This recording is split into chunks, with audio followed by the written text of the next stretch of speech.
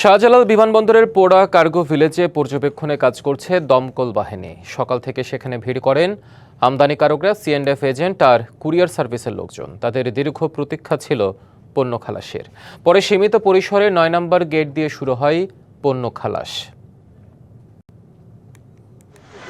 শনিবার দুপুরের পর বিমানবন্দরের আমদানি কার্গো ভিলেজে ভয়াবহ আগুন লাগে। রবিবার নিয়ন্ত্রণে এলেও ২৭ ঘণ্টা পর পুরোপুরি নেভে আগুন।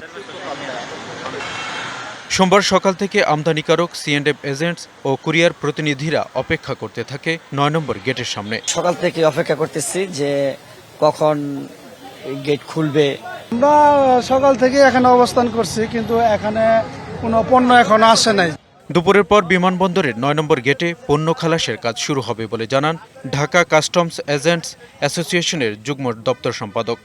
কাস্টম কর্তৃপক্ষ যে সার্কুলারটা গতকাল ইস্যু করছে, সেই সার্কুলার মোতাবেক এই ৯ নম্বর গেটে ডেলিভারির জন্য সমস্ত ব্যবস্থা রেডি আছে। সময় মতো আমদানি পণ্য খালাস না হলে বড় ব্যবসায়িক ক্ষতির শঙ্কা তাদের। সমস্যা সেগুলার এখন পর্যন্ত কোনো বাস্তবিক কোনো সমাধান আসে নাই।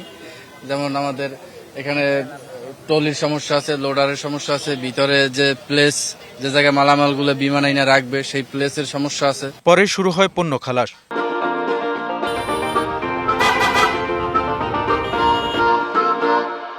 দুপুরে একটি শিপমেন্ট খালাস করা হয় ৯ নম্বর গেট দিয়ে। অগ্নিকাণ্ডের পর এ নিয়ে ৩টি শিপমেন্ট ডেলিভারি হয়েছে। আরও ২ থেকে ৩টি শিপমেন্ট ডেলিভারির অপেক্ষায় রয়েছে। সবকিছু থাকলে রাতের মধ্যে খালাস করা হবে। Mohammad Jewel, DBC news.